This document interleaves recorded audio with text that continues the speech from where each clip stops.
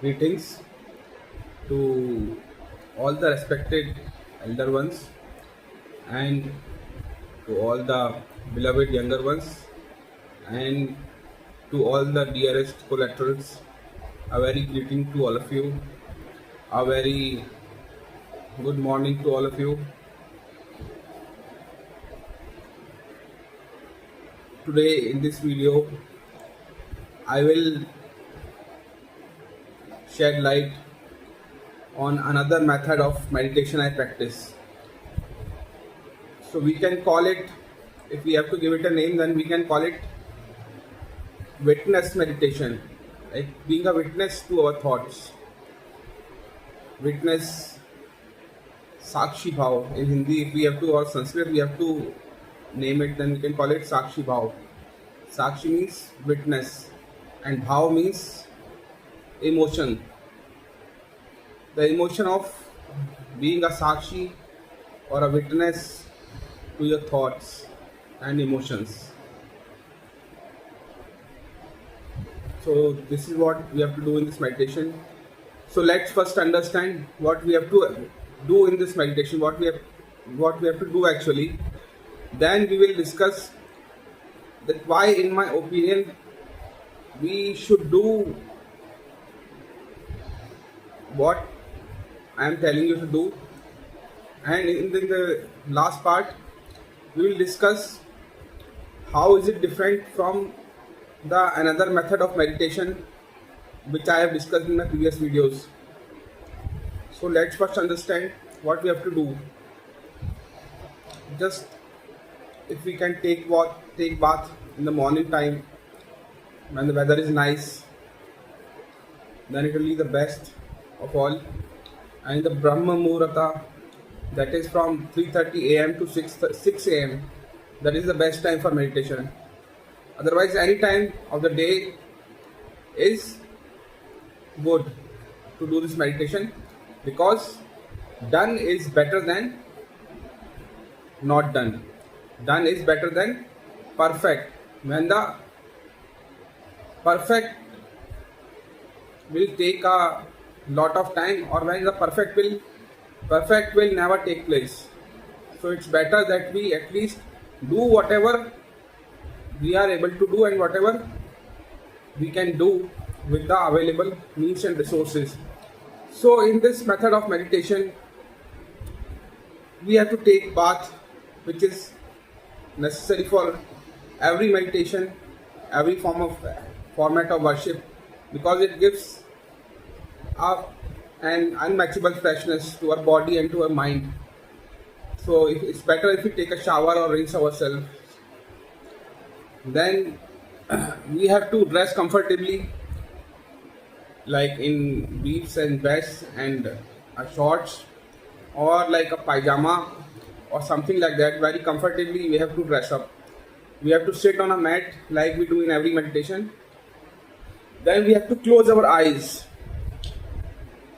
Before that, if we can do 5 pranayamas, 5 repetitions of a pranayama. Pranayama means a breathing exercise. That I will tell in some other video. Then it will give you health benefits also, and it will lead to very fast spiritual growth. But for today, let's keep it very simple. Rather, I would say keep it in the most crude and the simplest manner. So we have to sit with our eyes closed on a mat that is bad conductor of heat and electricity. Sit with your eyes closed and then watch your thoughts. Watch your thoughts like a bystander on the road, like a bystander on a bus stop, watches vehicles moving to and fro. He is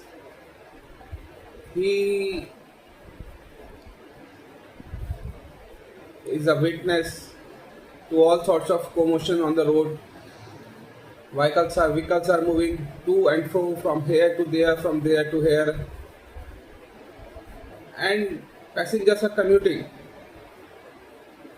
But the bystander, the witness, sits or boats or alights, none of those vehicles. He just remains a witness to all the vehicles on the road, and he never clinges to any of those vehicles, and he is concerned with his own destination, with the vehicle which will take him to his own destination, and all other vehicles are irrelevant and useless. So we don't have to cling to any of those. Similarly, consider that your mind is a road, and you are the. So let's assume that you are not the body, and this is the biggest mistake we do. We consider ourselves this mortal body. However, we are the God in miniature. In every religion, we have been taught that we are the sons and daughters of God, and the sons and daughters have the same DNAs as the Father. So, we are the God in miniature. The God resides in this body. So, we are not this mortal body. So, what we have to do is like we have to observe. We have to assume that our mind is a road, and the thoughts and these thoughts which are cropping up in our mind are the vehicles. They are moving from here to there. They are taking us all over the world. These thoughts. So we have to be a witness to these thoughts. Let's see. Let's be a witness. Let's see. Let's observe what our mind is thinking, and let all the thoughts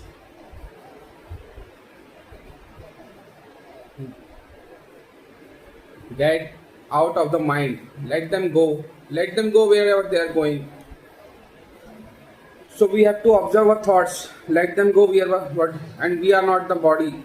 First of all, we have to tell ourselves that we are not this mortal body. I will tell you why. How unconsciously we are a witness since our childhood. We are a witness to our childhood, which was full of sorrows, full of happiness. All sorts of moments were there, and we experienced all of them, but none of those moments is existent today. All of them have become memories of the past, and we are the witness to all of those memories. Similarly, we have to observe all our thoughts. We have to be a witness to our thoughts. Whatever our mind, whatever thoughts are emerging in our mind. So this is a meditation which is suitable although for everyone, but especially for those who are badly hurt in their life, who are fed up of the world, who have recently experienced a heartbreak. They have been ditched by their partner, or their girlfriend or boyfriend has cheated on them, or they have experienced and they've been badly cheated by someone, not necessarily in love, but in other affairs, in business or in friendship, or by their confidant who had their back, have stabbed them in their back. To all those, this meditation is very useful, and don't underestimate this meditation. So we have to be. So what we have to do in this meditation is we have to consider that our mind is a road and these thoughts are the vehicles. Some thoughts, happy thoughts are coming, sad thoughts are coming, all sorts of thoughts are coming. I am a witness to all thoughts. Let all of them get out of my mind. I want to be lighthearted. I want to experience my real nature. I want to meet my Father. I want to be in unison with the Almighty, of whose I am the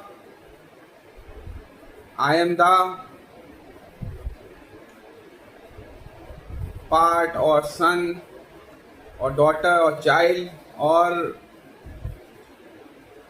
we can say the part. I'm the part of the Almighty who has got separated from the Almighty for some reason, And the purpose of my being here is to meet my creator, that is Almighty. So I am not concerned with these thoughts, because these thoughts are making me suffer since my childhood.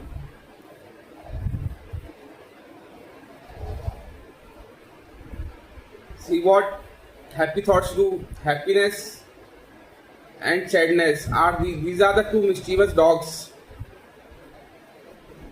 who keep making us run from pillar to post, from here to there, and from where to where not. So when a happy thought comes, I become happy. When a sad thought comes, I become sad. So these two creatures, the happiness and sadness, have made me their servant. So when the happiness comes, I am duty bound to be happy. When the sadness comes, I am duty bound to be sadness. So these thoughts of happiness and sadness are like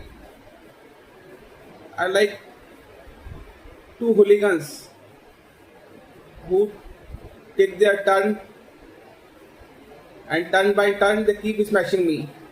When the happiness smashes, I get swayed away, I get blown away to the left.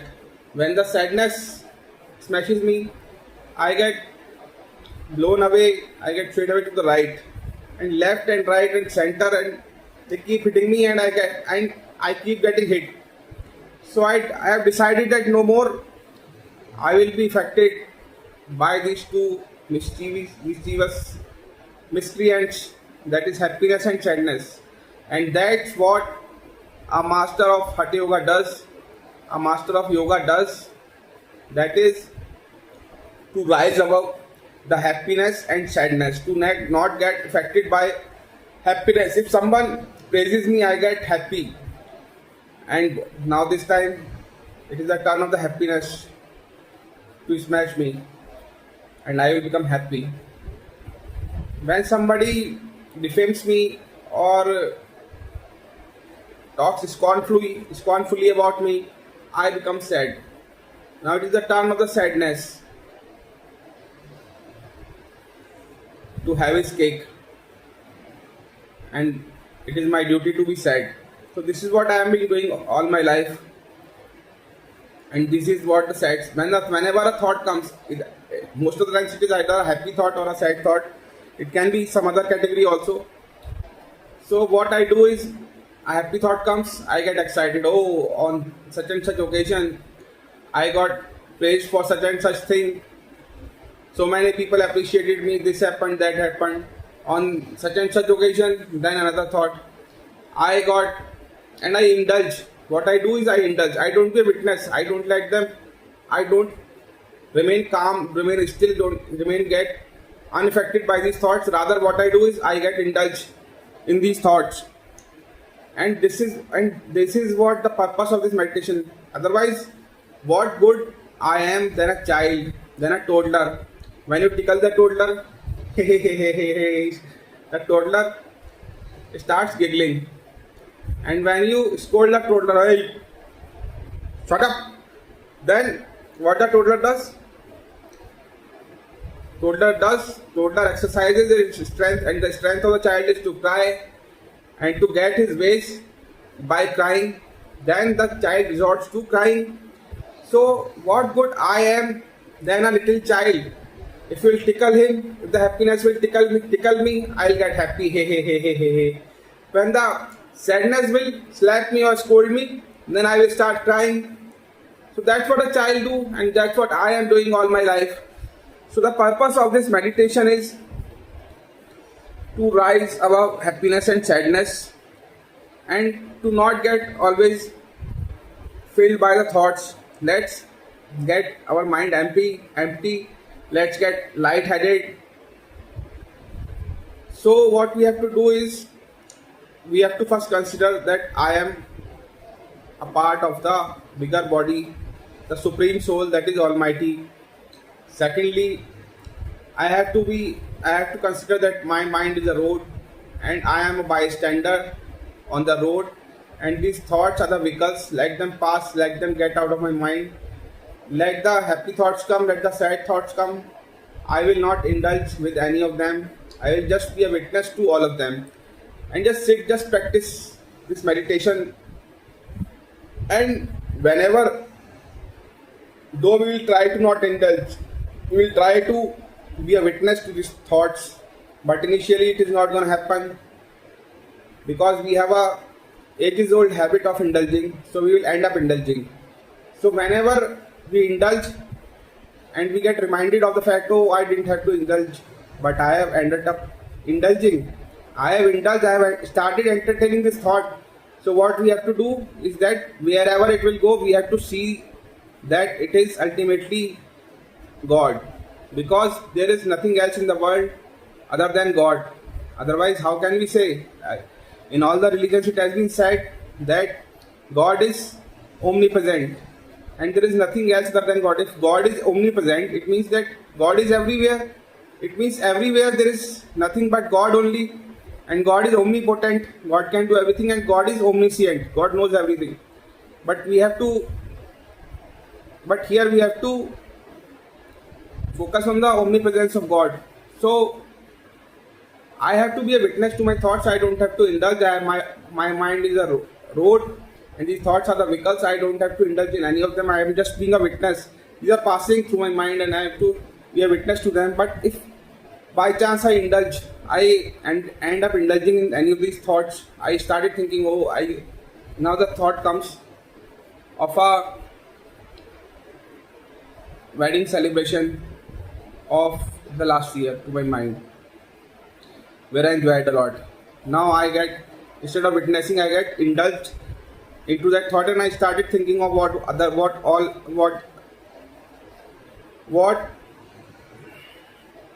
else happened there, like what all I did. I met a certain lady, I had a certain kind of wine and whatnot. Then I suddenly got reminded of, I didn't have to indulge, but I have ended up indulging. So I had to remind myself that there is, my monkey mind, you have wandered now, but let me tell you that wherever you had wandered and wherever you would wander, you will reach only God, because there is nothing else but only God, and God is omnipresent. So this is initially, if you can do this also, you can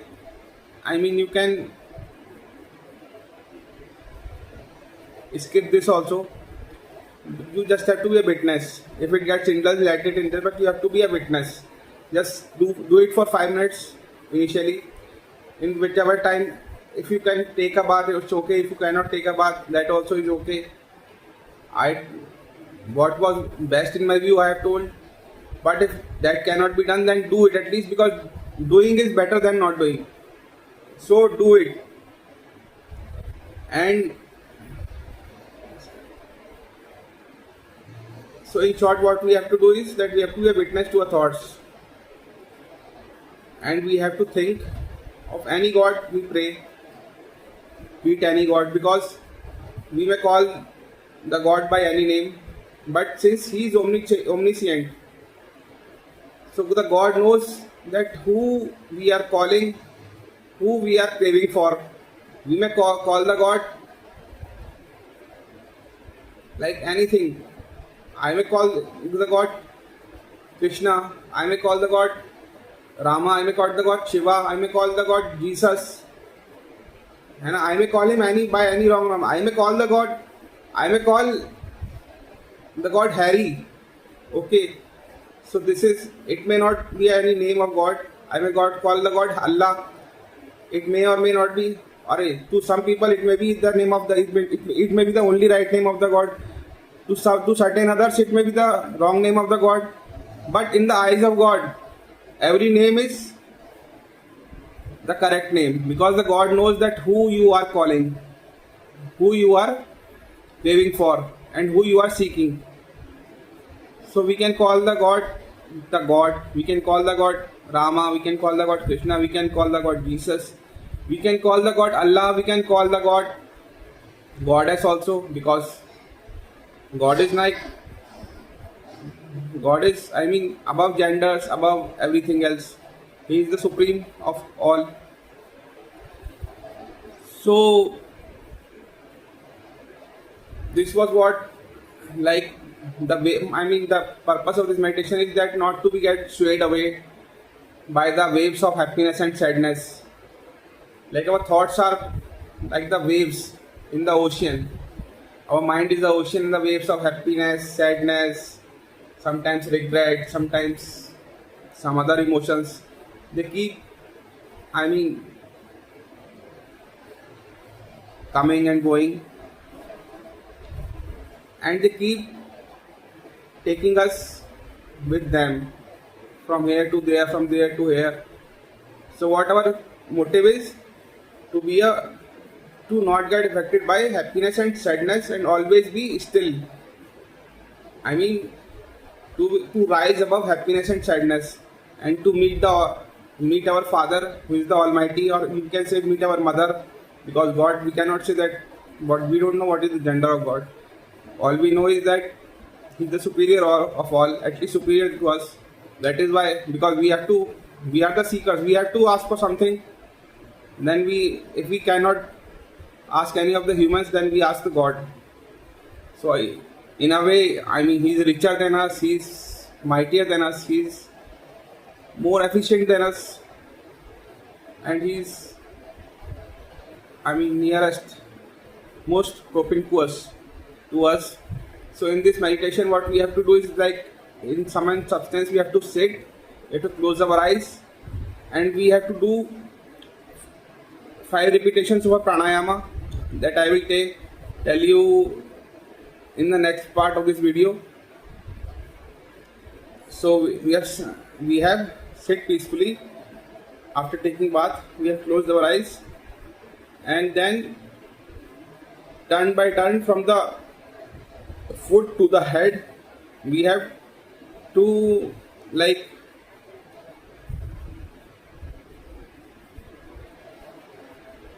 we have to experience the lightness in every part of our body. We have to, I mean, throw away the stiffness from each part of our body. We have to, like, release it. I mean, let it loose. Every part of the body, we have to let it loose. Let it get loose. Let it get easy. Like our finger is, I mean, the stiffness is going from my finger, from my little finger, then from my middle finger, then from my index finger. The stiffness is going from my hand. Like, we have to think like this from toe to head. Now I am in lotus posture. I am sitting. Then with my eyes closed, after doing this, when I reach my head, then I have to close my eyes and I have to start witnessing my thoughts. Before this I can do pranayamas, then well and good. If I cannot, then straight away I have to witness my thoughts. Like, I am a bystander, I am a witness, and my mind is a road or a ocean. If my mind is a road, then these thoughts are the vehicles, and I am the bystander. If my mind is an ocean, then these thoughts are the waves of happiness or sadness.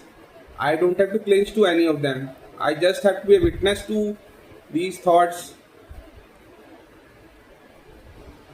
And secondly, I am not a body. I mean, there is a whole encyclopedia. I can speak for hours on this, because it is not a one-day affair. But this is the minimum I could tell. And how it is different from the earlier meditation I have taught, that it is different in the sense that in that meditation we had to perceive through our senses. I was looking at the idol. I was perceiving through my eyes. I was perceiving through my ears. I was perceiving. Perceiving means that I am feeling something in my mind. Then I am inculcating. I am like injecting a thought in my mind. So I am filling my mind in that meditation. That you see what the idol. Now when you see that Then you have to think something that okay, it's blue, it's red, idol is red, idol is white. Then I am feeling in the mind. So that meditation was not suitable for a person who was already hurt or who was already fed up with a lot of things. But in this meditation, I am not feeling. In this meditation, I am emptying. I am wanting that my thoughts, whatever, all the dirt that has got collected in my mind, all that should get out of my head, and I must be light-headed. So this was the basic difference. And why we should do it, like, I mean, it gets a strange, I mean, immense relief it is gonna give. Immense relief it is going to give in the long term. The person would be in a habit of being peaceful. The person would practice this meditation would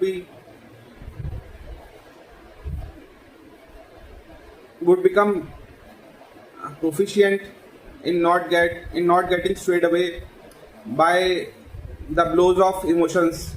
Like when the happiness comes, I have to be happy. When the sadness comes, I have to be sad. So both are not very good for us. I mean, a little bit of happiness also. But if somebody has read the law of diminishing marginal utility, then we can understand that if one bite of your favorite cuisine is given to you, it will taste very tasty.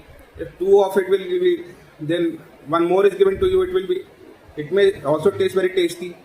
But after 12 or 13 bites or maybe 20 bites, it will start seeming like poison. So this is the same thing happens with happiness. Happiness also seems very good. We feel like indulging in it. Let's take the example of alcohol. 2 packs is good, 3 packs is good, 4 packs I get satisfied.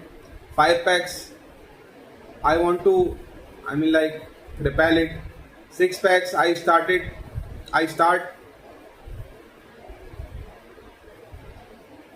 puking.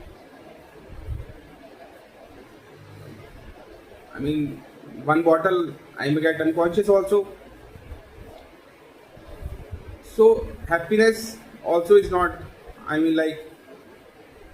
it may be good or it may be bad, I don't want to argue over it, but it is not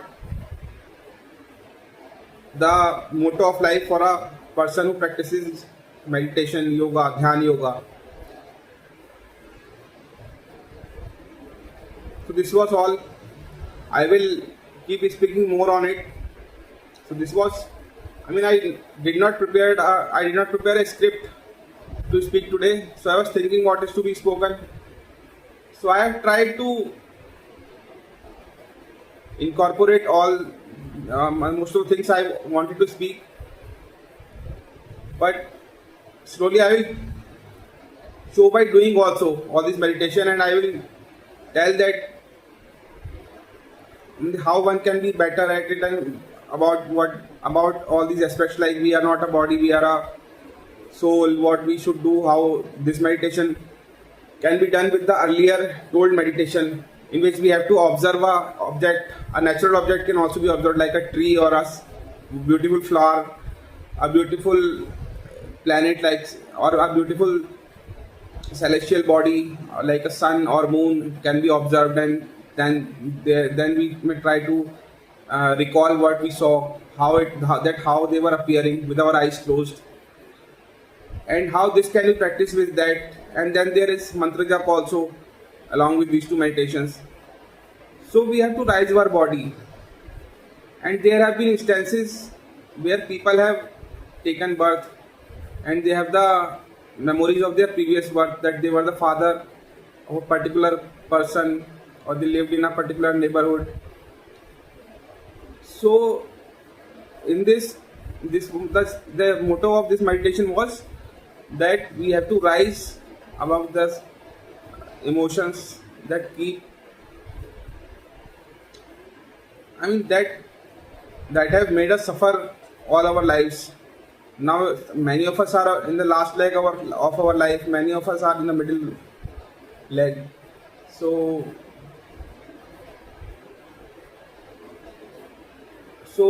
before everything just vanishes in the blink of an eye, we must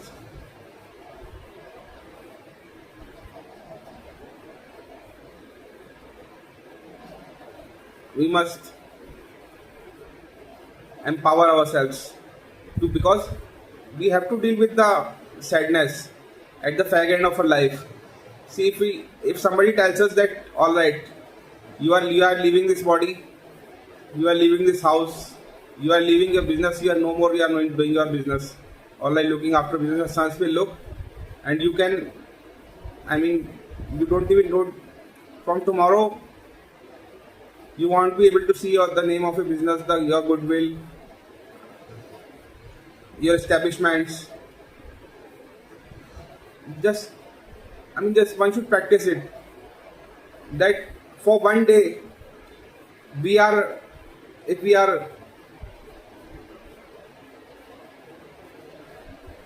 are deprived of our status in the society, deprived of our family relations, that wife is no more a wife, that mother is no more a mother, our body is not mine, my body is not mine, my clothes are not mine, my most beautiful,